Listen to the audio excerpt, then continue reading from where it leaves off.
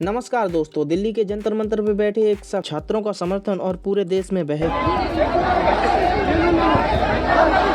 जी हाँ दोस्तों, दिल्ली के जंतर मंतर पे बैठे सोनम वांगचुक एक हंगर स्ट्राइक कर रहे हैं। लेकिन ये स्ट्राइक वो अपने लिए नहीं कर रहे हैं, बल्कि उन बच्चों के फ्यूचर के लिए कर रहे हैं जिनका आए दिनों पेपर लीक हो जाता है। लेकिन इन सबके बीच कुछ ऐसे लोग भी हैं जो उन्हें गलत बता रहे हैं, बोल रहे हैं ये सब प्रोपेगेंडा है और ड्रामा है। अफवाह उड़ाई जा रही है कि सोनम वांगचुक जो हैं वो बहुत बड़े साइंटिस्ट हैं। तो मुझे एक फाइल बताई जाए कि भारत में एज अ साइंटिस्ट उन्होंने भारत के लिए क्या बनाया। मैं आपको बता दूं कि सोनम वांगचुक आमतौर पर वैज्ञानिक से ज्यादा इंजीनियर हैं। उन्होंने मैकेनिकल इंजीनियरिंग की पढ़ाई की है और कई तकनीकी समाधान विकसित किए हैं, खासकर लद्दाख के पर्यावरण और शिक्षा के क्षेत्र में। जैसे आज स्तूपा, जिसमें कृत्रिम ग्लेशियर बना के पानी बचाने की कोशिश की जाती है और जिसके लिए उन्हें अवार्ड भी मिला है। लेकिन तभी एक शख्स और जो उन्हें चाइना का एजेंट बता रहा है। कौन है ये सोनम वांगचुक? कौन है ये? एक शिक्षाविद है। कोई शिक्षाविद नहीं है, ये चाइना का एजेंट है।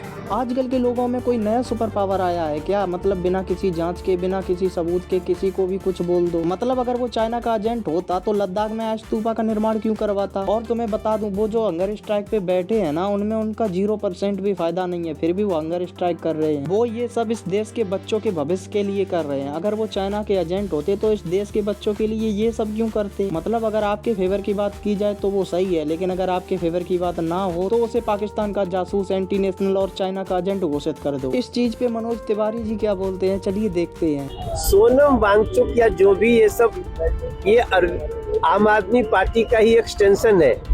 जब ये हर तरफ से जनता ने हरा दिया, तब ये कभी कॉकरोच पार्टी, कभी सोनम, ये सब इन लोगों को मिला करके देश की गति को कम करने का प्रयास करते हैं। देश की जनता इनको पहचान चुकी है और सही समय पे इनको फिर जवाब दे। मनोज तिवारी जी, आप तो कुछ भी मत बोलिए। क्या आप भूल गए कि मीडिया ने आपको इंटरव्यू के बहाने बुला के किस तरीके से जलील किया था? और आज आप उसी मीडिया का सहारा लेके उन लोगों को गलत बता रहे हैं जो छात्रों को भविष्य सुधारने में लगे हुए हैं। ऐसे के फुल फॉर्म भी नहीं पता है मैम।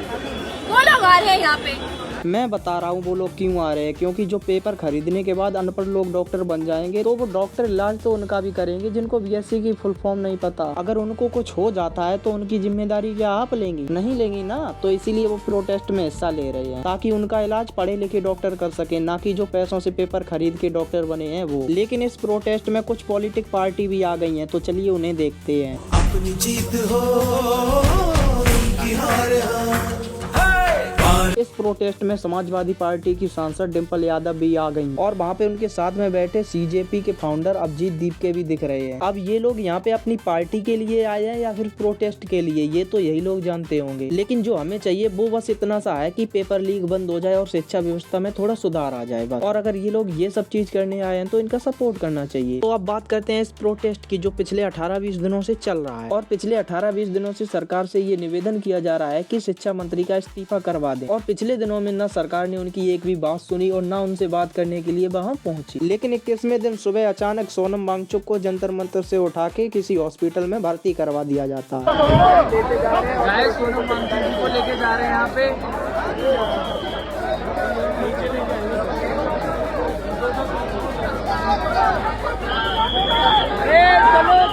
सोनम वांगचुक को सफेद चादरों में इस तरीके से छुपा के ले जाया गया जैसा लग रहा था कि वो भर्ती नहीं बल्कि किडनैप हुए और बोला गया कि हाई कोर्ट का ऑर्डर है, इस तरीके से किसी भी इंसान को नहीं छोड़ सकते, इसीलिए उनको भर्ती कराया गया। लेकिन एक सवाल, 20 दिनों से हाई कोर्ट कहाँ था? क्या हाई कोर्ट को 20 दिनों से चल रहे प्रोटेस्ट के बारे में जरा सी भी खबर नहीं थी? और फिर ऐसी क्या खबर मिल गई जो इतनी हमदर्दी जताने की जरूरत पड़ गई? मतलब अंग्रेजों के जमाने में जब गांधी जी प्रोटेस्ट करते थे तो अंग्रेजी सरकार खुद चल के उनसे बात करने आती थी। क्या हमारी सरकार अंग्रेजों से भी गई गुजरी है, जो उनसे सीधे मुंह बात करने की बजाय उन्हें चुपके से उठवा के हॉस्पिटल में भर्ती करवा देती है? आप लोग कमेंट में बताओ क्या ये सही है या गलत। और हाँ, वीडियो अच्छी लगी है तो वीडियो को लाइक कर देना। मिलते हैं फिर किसी वीडियो